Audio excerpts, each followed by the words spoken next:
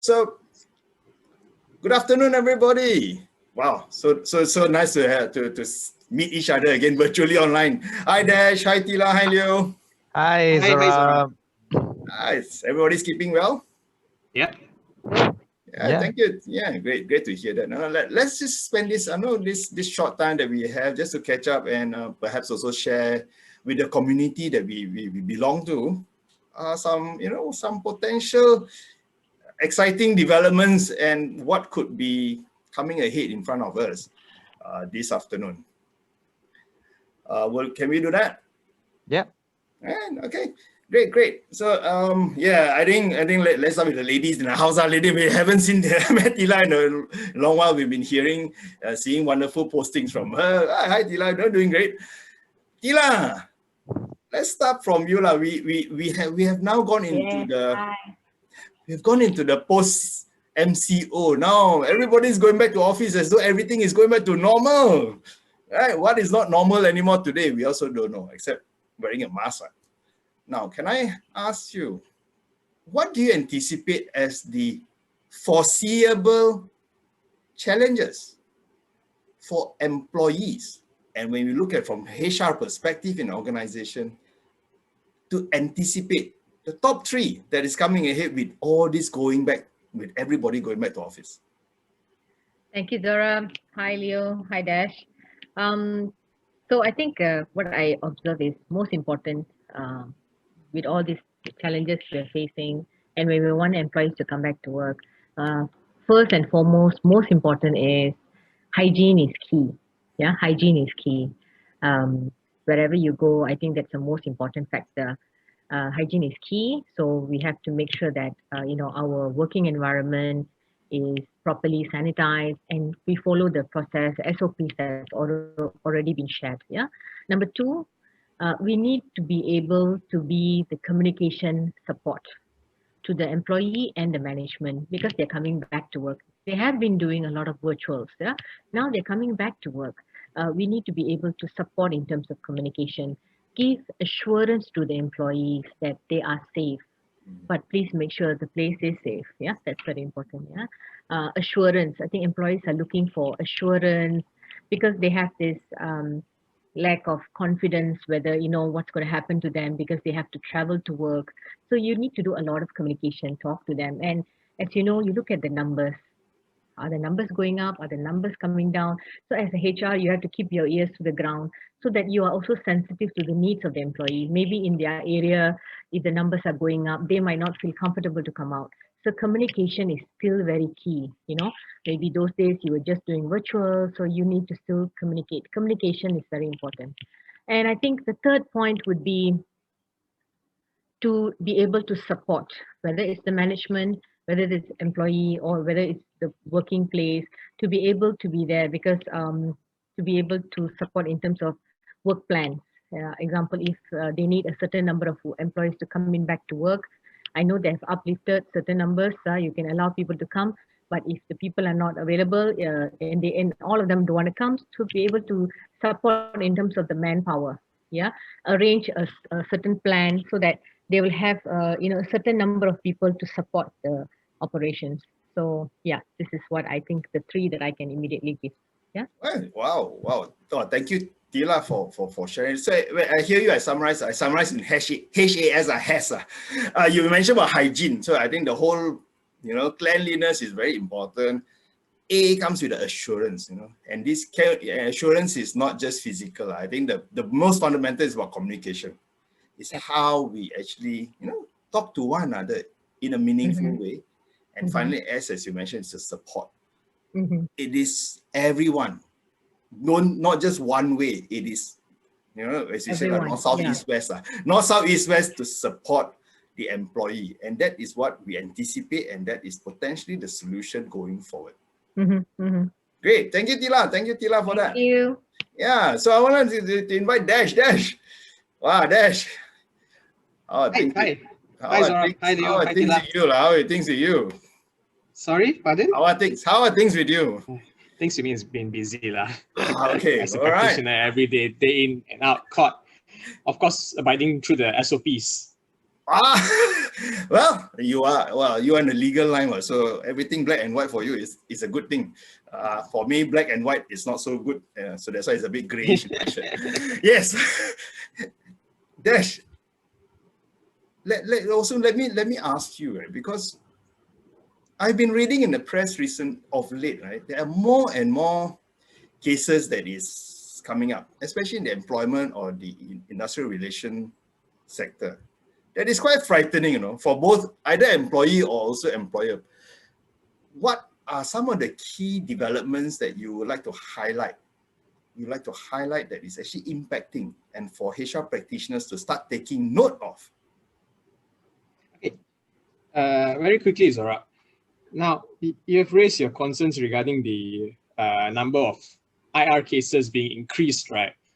We have to take note because of the key changes to the Industrial Relations Act, which came into force January 2020.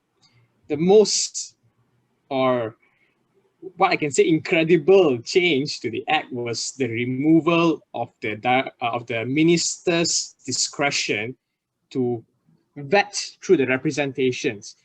Now, under the previous act, without amendments, the the human resource minister, has the power to vet through the representations to see which does not have certain merits that might be listened to at court. But now, because of the new changes, that's no longer there. When an employee, whether they have a claim that has merits or not, brings a representation to the Industrial Relations Department, when there is no settlement, it will automatically be referred. So this puts the employers into a very disadvantaged situation where they have done the due process, they follow according to the law, to the human resource principles, to the Employment Act, everything. But they're still forced to come to the Industrial Relations Department and then thereafter Industrial Relations Court if the employee does not accept their favorable settlement or whatever it is. That's, for me, is the most important change there. For the litigation side, okay, there is no longer a judicial review process involved for industrial relation cases. Prior to the amendments, if a claimant or a company loses, the award is disadvantaged to them, they have to file a judicial review application to the High Court. Now, that's no longer the case. The case here under the new amendments is that the employees or the companies have to file appeal under the rules of the court. Of course, they have to. Now, this motivates them to hire to take up or know the proper proceedings. So if they don't follow the proper proceedings, liable to be struck out. So for me, those are the two key changes to that. Of course, there are many others, but I'll take a longer session to discuss them. Gosh, I just opened up a whole can of worms, is it? Of course. Well, good to hear that there was, whatever you just made, I caught the last bit, that means there's more work for all of you in the legal fraternity coming up. That's what I hear. Okay, yes. So actually it's scary. What I hear from you is this, the two big impact now that the ministers, in a way, the minister is no longer having that kind of power, I use it loosely. A disgruntled employee can just go direct. Correct? And as a result, you never know what comes to your door. As a company employer, you are going to be on your toes more and more. Correct. For the potential, suddenly you get a letter say you have to appear, and then what it's all about, right? So you are going to be running time and you're going to be focusing a lot on backtracking on records already. So there's going to demand a lot of your time as HR practitioners in the organization, one. Second one, you talk about, okay, now the change in the whole, when an award is given, there's no judicial review, there's no opportunity to have that. Okay, like layman's term, I have a negotiation and talk it out first. Cannot. Now you have to go through a formal process, and guess what? You need to now put aside dollars and cents. Already, if we talk about TILA, talking about the hygiene, extra costs, now you go also spare extra budget for potentially legal costs in your HR budget or the company's budget for the year. Wow, big impact, big implications ahead. Wow, right. Okay. So the rest out there, just hang in there, right? So let's hear from one more person here. I'm going to invite Leo. Leo. Hi Zorab. Hi, hi Dash. Hi Tila. Hi. Wow, why? Okay, so Thank you so Leo, much for getting me. Yeah. yeah, I hear wonderful things that you have recently got involved with.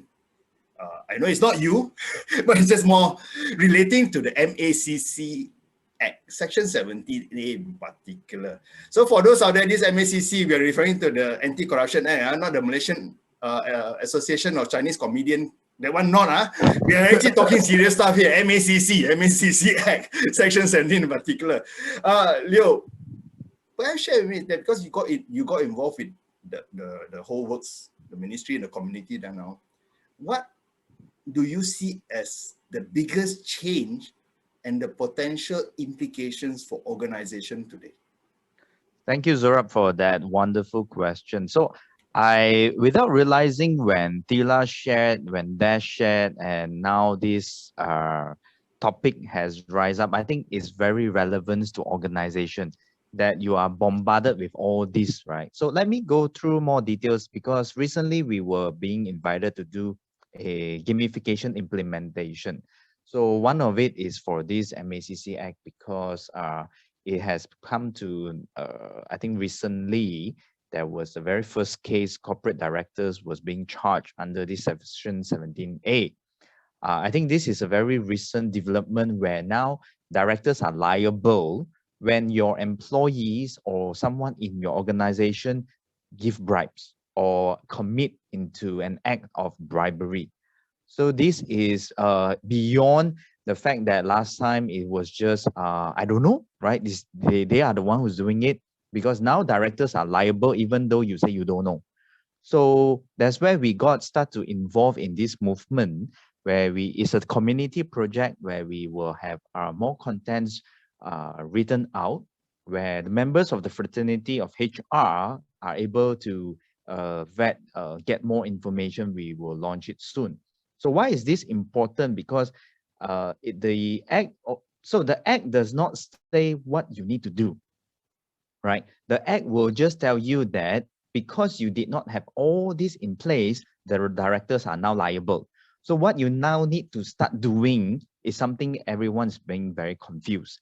What happens if I will, do all this and I'm liable suddenly? And if I'm not mistaken, the punishment is not something to taken lightly of. It's either 10 times or 1 million ringgit at minimum, whichever is lower, not even saying higher. So if let's say you just bribe 10 ringgit or 100 ringgit and 10 times supposedly 1,000, they still fine you 1 million. That is how the act now goes, really taken all the way. And of course, you will have policies, very technical policies like whistleblower. You have technical policy like even vendor management, anti-bribery. You will, if today you are a vendor or as HR, you will start to see your procurement needs to put in best practices. So all this comes under HR, unfortunately, or fortunately. If not, it will be either like Dash under legal or some company will be under audit. So I think this is a huge challenge now for organization or directors to start taking note. As you see, there are waves and waves of all this starting effect, not just from what Tila shared, of course, and also from industrial, from people, and now comes this. So I think that is something just to share to the community that we are now heading towards too. Back to you, Zarab. Wow. First, I must commend you, being involved in this community project and really to create this awareness and getting everybody to be on the same page, because this MACC Section 17 Act is real and there's got a big implication. First case already, it's just, if I remember, this whole MACC came to enforcement last year towards the Correct. Q3 only, and we already got the first case. And now the liability goes to the director. You don't even know what happened. And you cannot say you don't know, Just pay 1 ringgit, pay 10 ringgit to get advantage, right? Habis, this person kena. And guess what? When this person kena, your boss kena, those of you in HR, doesn't mean you won't be involved. You also going to be included into the whole processes, no? And Zorab, just to add on one last part, right? You know, a lot of SME, we like to build relation by doing hamper. We like to a lot. I think the list will go on, sponsor and all this. If you're not careful, all this will also caught in the act. Correct. And in Malaysia, we are full of festive season. Of course, Yes. one is coming out, a few more coming out this whole year. So be careful, lah. So be careful. So there are a lot of things. I think the key important is what should I do? Because the act, as I know it, also does not prescribe, but there are implications. Exactly. So those of you out there, guess what? It is not as easy as it is before to be in this field. It's as practitioners out there, and there are a lot of things that we need to do.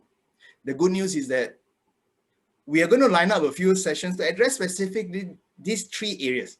All right, so I would encourage you to keep a lookout from the posting so that you sign up. You'll be around to listen and to ask your question. Yeah.